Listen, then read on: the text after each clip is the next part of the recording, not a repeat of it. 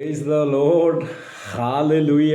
യേശുവേ നന്ദി, യേശുവേ സ്തുതി. മിശിഹായിൽ സഹോദരങ്ങളെ, നോമ്പിൻ്റെ 20-ാമത്തെ ദിവസത്തിലേക്ക് നമ്മൾ കടക്കുമ്പോൾ കർത്താവ് നമുക്ക് തരുന്ന വചനം, നിങ്ങളിലെ പഴയ മനുഷ്യനെ നിങ്ങൾ ദൂരെ എറിയുക.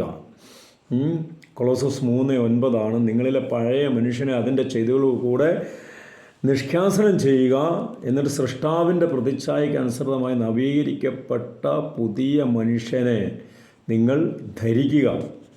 പഴയ മനുഷ്യൻ ബിഫോർ ക്രൈസ്റ്റ് BC, പഴയ മനുഷ്യൻ. പുതിയ മനുഷ്യൻ AD, അന്നോ ഡോമിനി എന്ന ലാറ്റിൻ വാക്കിൽ AD എന്ന് നമ്മൾ പറയും.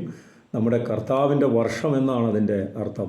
The year of our lord, കർത്താവിൻ്റെ വർഷം. അപ്പോൾ നമ്മൾ പുതിയതാണോ പഴയതാണോ? ഇപ്പോഴും പഴയതിലാണോ നമ്മൾ നിൽക്കുന്നത്?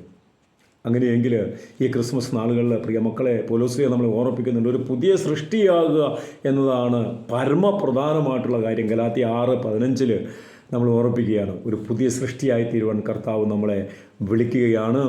നമുക്ക് ശക്തമായിട്ട് ഒരു തീരുമാനമെടുക്കണം ഈ ക്രിസ്മസ് നാളുകളിൽ. എന്നിലെ പഴയ മനുഷ്യനെ അതിൻ്റെ ചെയ്തിലൂടെ ഞാൻ നിഷ്കാസനം ചെയ്യും, എന്നിട്ട് സൃഷ്ടാവിൻ്റെ പ്രതിച്ഛായയ്ക്ക് അനുസൃതമായി, അത് യേശുവാണ്, സൃഷ്ടാവിൻ്റെ പ്രതിച്ഛായ യേശുവാണ്, മറ്റൊരു ക്രിസ്തുവായി ഞാൻ വീണ്ടും ജനിക്കും. കർത്താവ് അനുഗ്രഹിക്കട്ടെ. ആമേൻ.